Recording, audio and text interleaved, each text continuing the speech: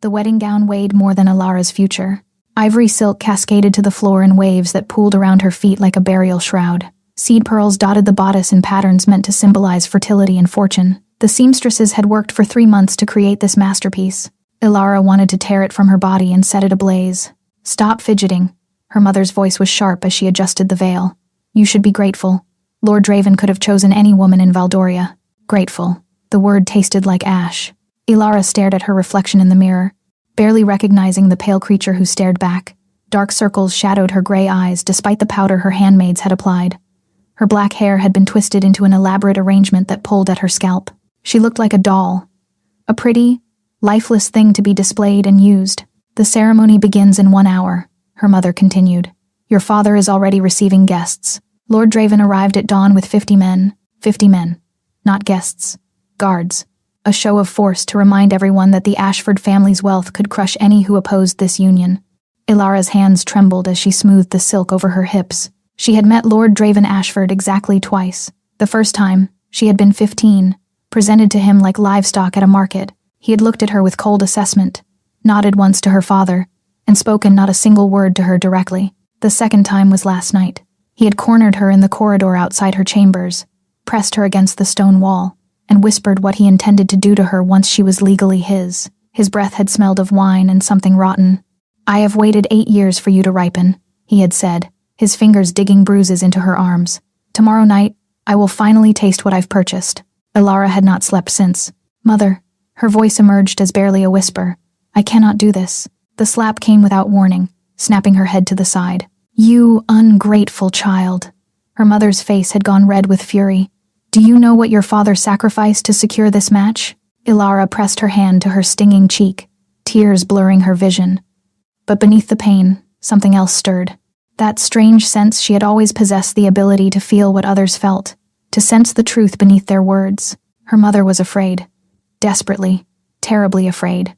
Not for Ilara's happiness, but for something else entirely. "Get yourself composed," her mother snapped. "I will return in half an hour to escort you to the chapel." The door slammed, the lock clicking into place from outside. Ilara stood frozen, listening to her mother's footsteps fade. Then, moving on instinct, she rushed to the window. 3 stories below, the courtyard bustled with activity, and there, near the eastern gate, a small caravan of covered wagons was preparing to depart. Merchants, travelers passing through who had stopped to water their horses. The wagons were heading north, toward the Thornwood Pass. Away from here, away from Draven, away from everything. Ilara's heart hammered against her ribs. The rational part of her mind screamed that this was madness. She had no money, no provisions, and no plan. But if she stayed, she closed her eyes and felt it again, that dark, oily sensation she had experienced last night when Draven pressed against her. Whatever Lord Draven Ashford was, he was not simply a cruel man. He was something worse.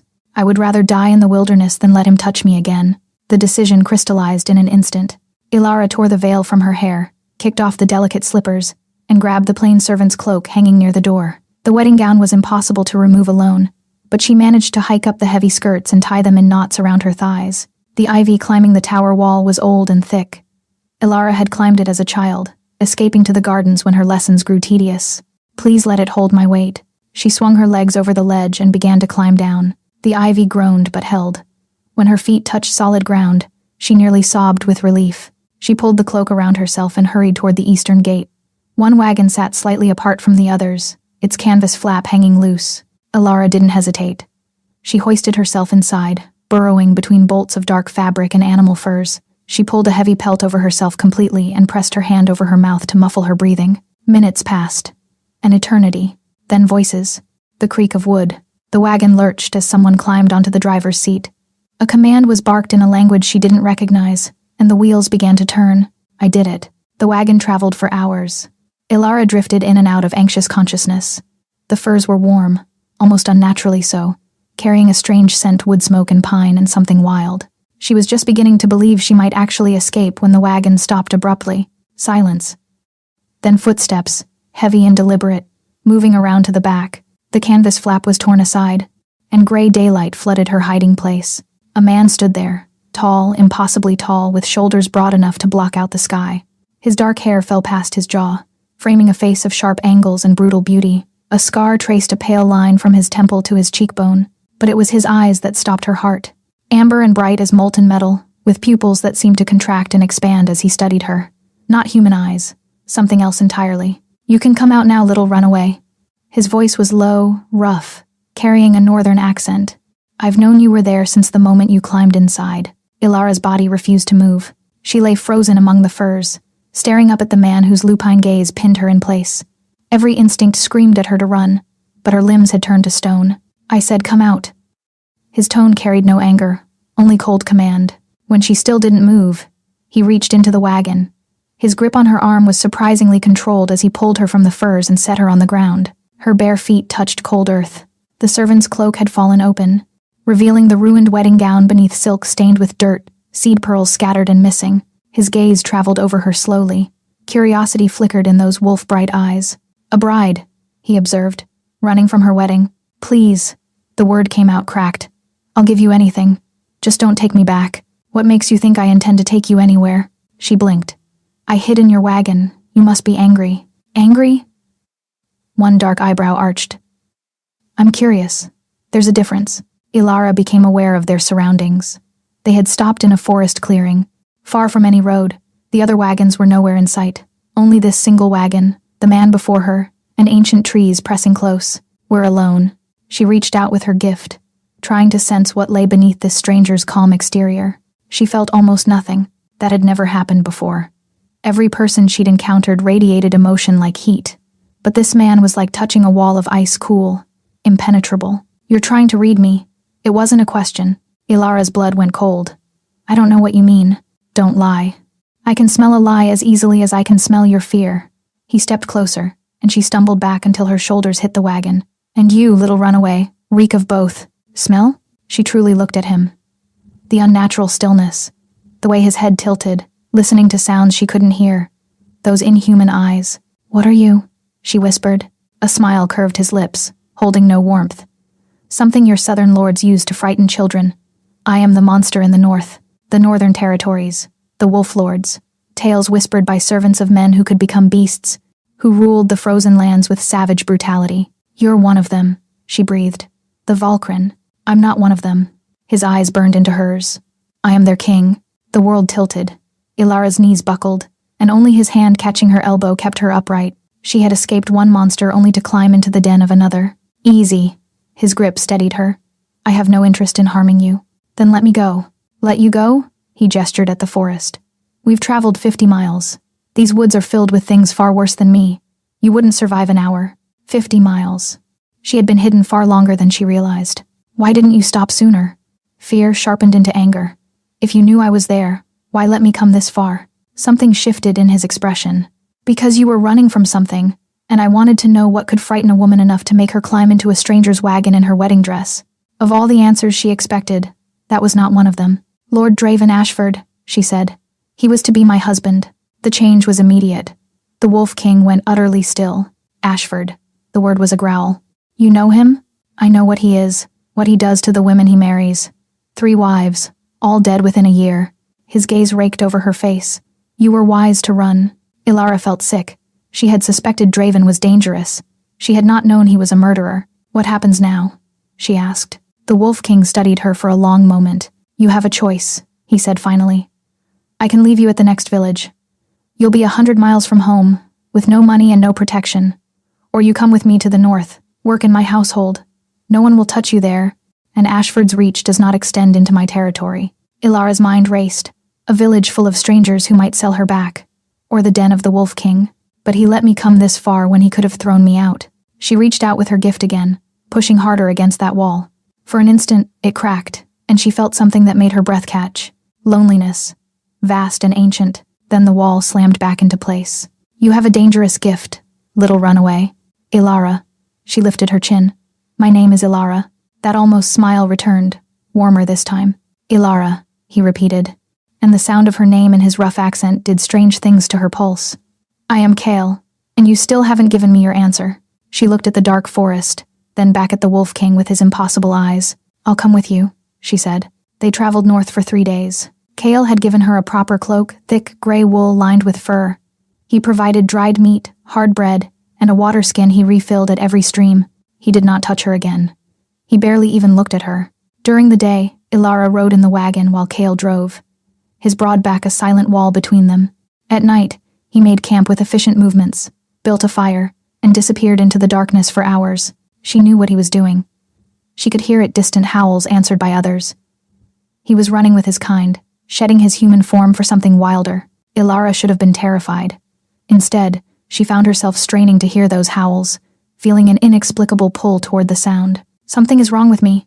On the third night, Kael returned earlier than usual. Ilara was sitting by the fire, wrapped in her cloak. She heard his approach and looked up to find him at the edge of the firelight. He was shirtless despite the cold, his torso marked with scars that told stories of battles survived. His dark hair was damp, clinging to his jaw, and his eyes seemed brighter, more wild. "You should be sleeping," he said. "I can't." Ilara hugged her knees. "I keep dreaming of him, of Draven." Kael settled onto the fallen log across from her. Flames painted shadows across his face. "Tell me about these dreams." Something about the darkness loosened her tongue. "They're not normal dreams. I see things, feel things. Sometimes they come true." She had never admitted this to anyone. "I knew my grandmother would die 3 days before it happened. I saw it while sleeping." His expression didn't change. "You're a seer." "I don't know what I am." Ilara's voice cracked. "I thought everyone could feel what others felt. I didn't realize I was different until I started speaking about it and my father." She stopped. "Your father what?" "He beat me, told me I was cursed, that if anyone found out, they would burn me as a witch." The fire crackled between them. When Ilara looked up, Kael was watching her intently. "In the north," he said quietly, "we don't burn people for their gifts. We honor them." The words hit her like a physical blow. Honor. She had spent her entire life hiding this part of herself. "Why are you being kind to me?" The question escaped before she could stop it. Kael was silent for a long moment. "Because I know what it is to be treated like a monster for something you cannot control." He met her eyes across the flames. "Because I recognize the loneliness in you. It mirrors my own." The air between them changed, charged. Ilara felt her heart beating in her throat. "Kael." A howl split the night, close and urgent. Kael was on his feet instantly. "What is it?" Ilara scrambled upright. "Riders." His nostrils flared. "Coming fast from the south. 50 men, maybe more." Her stomach dropped. "Draven." He sent hunters. His eyes had brightened further, pupils narrowing to slits. "They'll reach us within the hour. Then we run." "No. If they catch your scent, they'll never stop." He stepped closer, and the look in his gaze made her breath catch. "There's only one way to protect you now." "What way?" "My mark." His voice dropped to barely a whisper. "If I claim you as pack, my scent will cover yours. They'll smell only wolf." "Claim me? What does that mean?" His jaw tightened. "A bite. Here." He touched the junction of his own neck and shoulder. "It's how we mark our own." The howls were closer now. Ilara could hear hoofbeats in the distance. "Do it," she said. "Ilara, you don't understand. I understand that Draven will do far worse if he catches me." She tilted her head, exposing her throat. "Do it. Now." Kael made a sound low in his chest. His hands gripped her shoulders, steadying her. "Forgive me," he whispered. Then his head dipped. His lips brushed her neck, and his teeth sank deep. Pain exploded through Ilara's body. She screamed. The sound caught in her throat as fire raced through her veins. Kael's arms wrapped around her, holding her upright as her knees buckled. But the pain was already changing, becoming heat that spread from the wound through her chest, her limbs, her core. She gasped, fingers digging into his bare shoulders. His tongue moved against her skin, warm and rough, sending lightning down her spine. She heard herself make a sound she didn't recognize, raw and desperate. Then Kael pulled back, breathing ragged, eyes wild. "It's done," he managed. Ilara swayed in his arms. She could feel something new inside her, a thread of connection linking her to this man. "What?" She couldn't form words. "Sleep now." Kael lifted her easily. "Your body needs to adjust. The riders will find nothing but wolves." His voice was the last thing she heard. "Sleep, Ilara. You're safe now." Ilara woke to voices speaking in an unfamiliar language. Her body felt strange, heavy, and light at once. She tried to open her eyes, but her lids refused. So she lay still, letting the words wash over her. Two women. Their tones suggested concern, perhaps argument, and beneath their voices, she could feel something she had never experienced before. Their emotions. Vivid, overwhelming worry and curiosity pressing against her mind like hands against glass. "What's happening to me?" Ilara forced her eyes open. She lay in a grand bed draped in furs. Stone walls surrounded her, hung with tapestries depicting wolves beneath silver moons. A fire crackled in an enormous hearth. 2 women stood near the doorway. The elder approached. Her weathered face creased with cautious interest. Silver hair was braided with small bones and beads, and her eyes were the color of pale winter ice. She wakes. The woman pressed a cup to Ilara's lips. I am Yrsa, keeper of the old ways. You've been unconscious for 4 days. 4 days. Ilara's hand flew to her neck, finding smooth skin marked only by a raised scar in the shape of teeth. It healed, she breathed. The mark always heals quickly. Yrsa's pale eyes studied her. What hasn't healed is the damage within. Your body is fighting something it doesn't understand. What do you mean? The claiming bite is not meant for humans. It should have killed you within hours. Yrsa leaned closer. You carry something within you, a power that burns like a second heartbeat. Ilara's chest tightened. Her gift. Even here, it marked her as other. I've always been able to feel what others feel, she admitted. My father called it an abomination. Recognition flickered in Yrsa's expression. A soul reader, she murmured. Your kind were once revered among our people. This explains much. Your gift is fighting the transformation, trying to protect you, but in doing so, it's tearing you apart. Transformation? Ilara's voice rose. What transformation? The chamber door burst open. Kale stood in the doorway. He looked different, harder, colder, every trace of kindness erased beneath rigid control. He spoke to Yrsa sharply. She replied with equal force, gesturing toward Ilara. Their argument escalated until Kyle silenced her with a snarled word. Then he turned to Ilara. You're awake. His voice was flat, empty. Kale, what's happening to me? Rest. Yrsa will explain. He was already turning away. Wait, but he was gone, the door slamming behind him. Ilara stared after him, confusion and hurt warring in her chest. Don't take it personally, Yrsa said gently. The king carries a heavy burden. What he did to save you. There will be consequences. What consequences? The claiming bite is sacred. It's how we mark our mate's life partners bound until death. By marking you, Kale has declared you belong to him. Mates. The word landed like stone in water, but he only did it to protect me. Intent doesn't matter. The bond doesn't care why it was formed. Yrsa's eyes held something like pity. And now that bond is incomplete. If it remains one-sided, it will eventually destroy you both. Destroy us? The incomplete bond will drive you mad with longing. You'll feel his emotions as your own. The hunger will grow until it consumes everything. When your body can no longer sustain the strain, you will die, and he'll feel you die. Most don't survive that grief. Ilara's hands trembled. Even now, she could sense Kale rage, guilt, and something darker. How do I complete the bond? You would have to bite him in return. But you're human, and even if you could, the transformation required would almost certainly kill you. There must be something. Yrsa was quiet for a long moment. There is one possibility. You would have to become one of us. Her pale eyes met Ilara's. Become a wolf. 3 days passed, and Kale did not return. Ilara grew stronger, though stronger felt wrong. The incomplete bond pulsed constantly beneath her skin. Her senses sharpened. She could smell herbs from across the room, hear conversations 2 floors below. And the emotions. They crashed against her gift like waves. But threading through everything was Kale. She could feel him constantly. When he was angry, her blood ran hot. When he was grieving, her chest felt hollow. But he never came to her. He's avoiding me. Stop pacing, Yrsa said. You'll wear a hole in the floor. Ilara halted. I can't help it. This feeling won't let me rest. It's worse when he's near. The bond grows stronger each day. Your souls are trying to find each other. Yrsa paused. The king stays away for your protection. His wolf recognizes you as its mate. Every moment near you, it fights for control. Ilara pressed her palm against her chest. Beneath Kale's rage and guilt, there was something else. Want. Hunger. Need. I need to see him, she said. That would be unwise. I don't care about wise. She expected Yrsa to argue. Instead, the old woman sighed. North Tower. 3rd staircase on the left. But be careful. The wolf is closest to the surface when emotions run high. Ilara slipped through the door. The North Tower was colder than the rest. Wind whistled through gaps in the stonework. She climbed until she reached a heavy wooden door banded with iron. She could feel him on the other side, anger, despair, and that terrible want. She knocked. The door swung open. Kyle looked like he hadn't slept in days. Dark circles shadowed his eyes. His hair was disheveled, his scarred torso bare. You shouldn't be here. His voice was strained.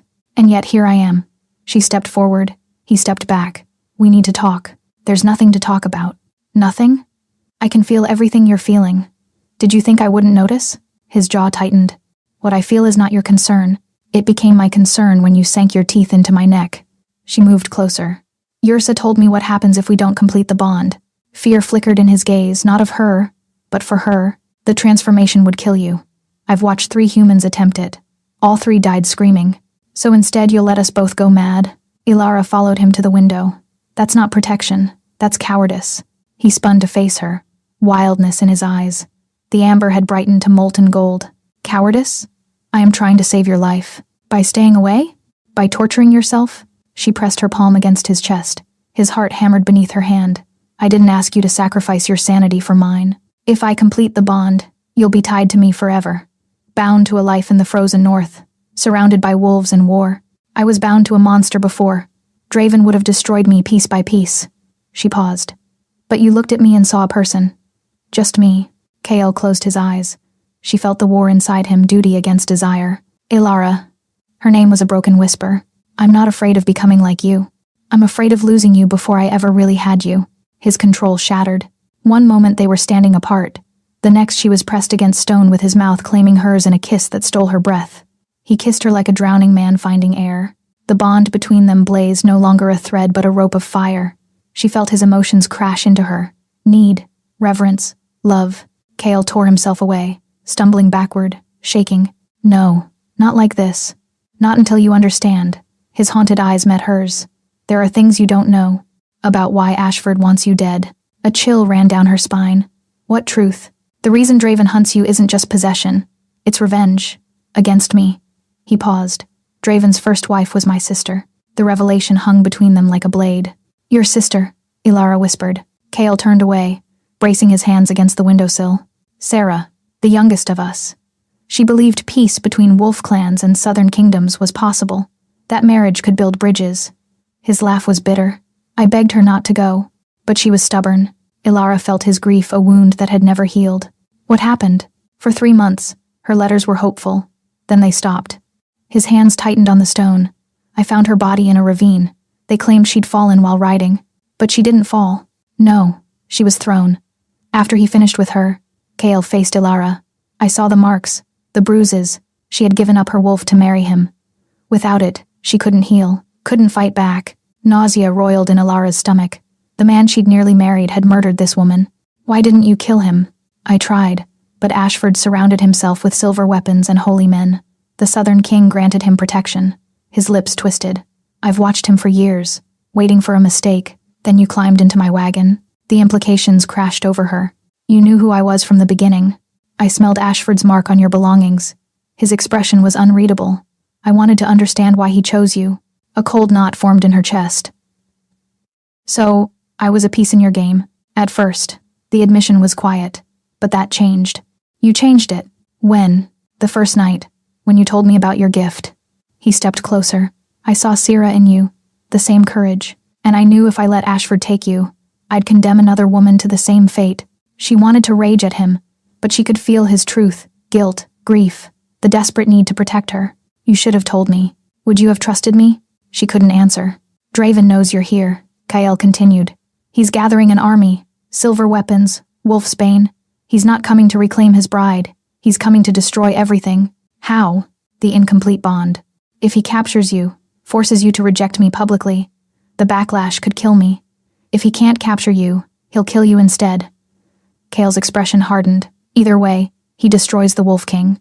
There has to be something we can do." "There is. Complete the bond before he arrives. You'll have the strength of a true wolf mate. The transformation you said would kill me.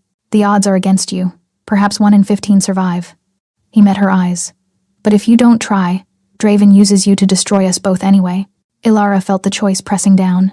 Near certain death attempting transformation, or certain death at Draven's hands. Some choice. But reaching for Kael through the bond, feeling his fear for her, his desperate hope, she realized the choice was already made.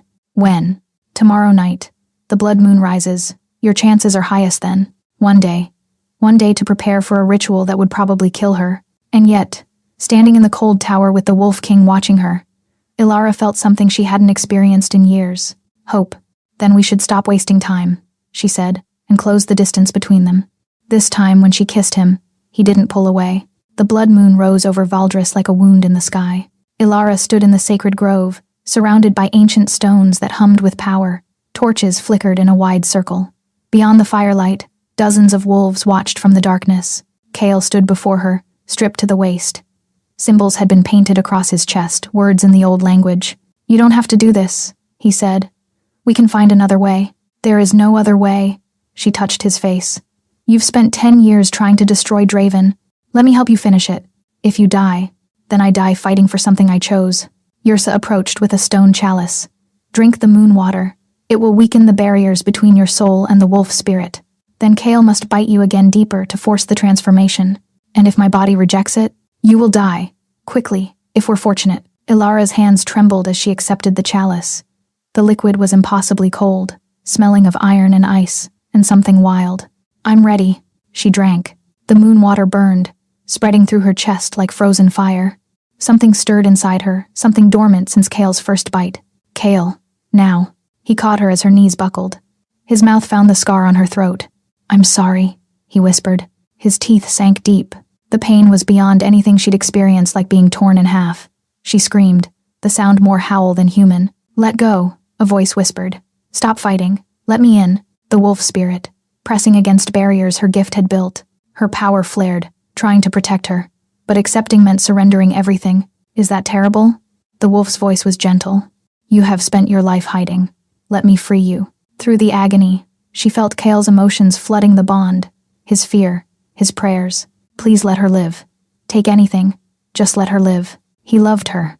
Not as a weapon, not as a replacement. He loved her. "Yes," she told the wolf spirit. "Make me whole." She stopped fighting. Bones cracked and reformed. Muscles tore and rebuilt. Fur sprouted across flesh, no longer entirely human. The pain was immense, but beneath it, power. Ilara threw her head back and howled. When she opened her eyes, the world had changed. Colors sharper, sounds clearer. She looked down and saw silver-white fur covering 4 powerful legs. "I survived." A massive black wolf stood where Kale had been. He approached slowly, nose brushing her muzzle. "My heart, you're beautiful." Before she could respond, a horn blast shattered the silence. Beyond the grove, torches moved through darkness, an army approaching. "Draven."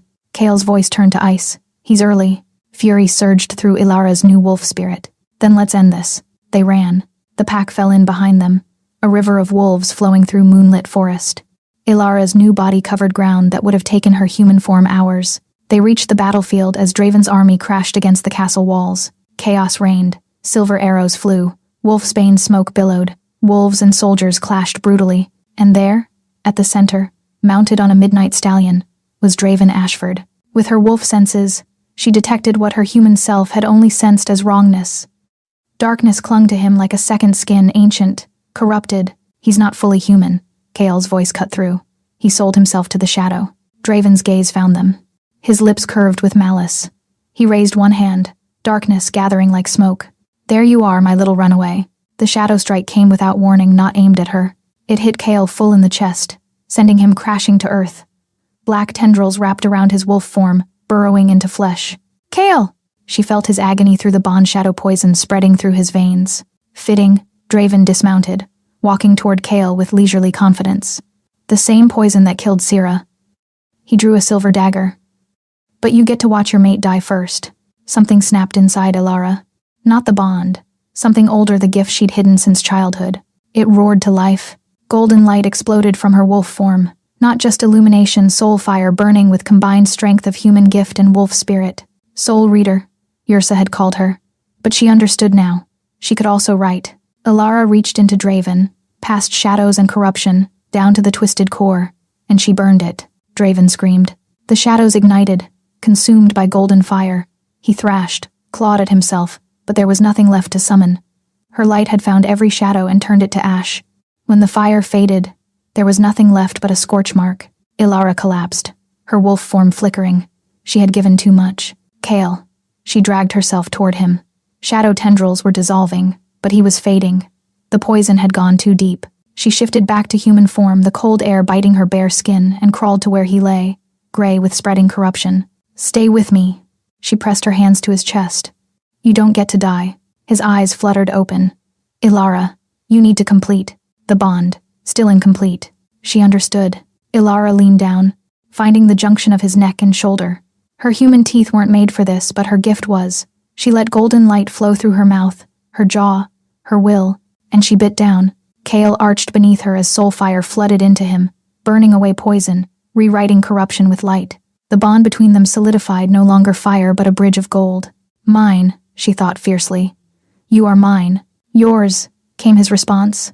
Stronger now. Always yours. My heart, my soul, my mate. When Ilara pulled back, his eyes blazed pure gold. You saved me, he breathed. You saved me first. Around them, the battle had ended. Draven's army had scattered. The wolves of Valdris howled in victory. But Ilara had eyes only for the man beneath her. So what happens now? She asked. Kale reached up to touch her face. Now we live, he said. Together. He pulled her down for a kiss. And beneath the crimson moon, Ilara finally understood what she'd been searching for. Not escape, not safety, not even love. She had found where she belonged, and she was never running again. Thank you so much for listening. I hope you enjoyed the story. A big thank you to everyone who's following. Your support truly means the world to me.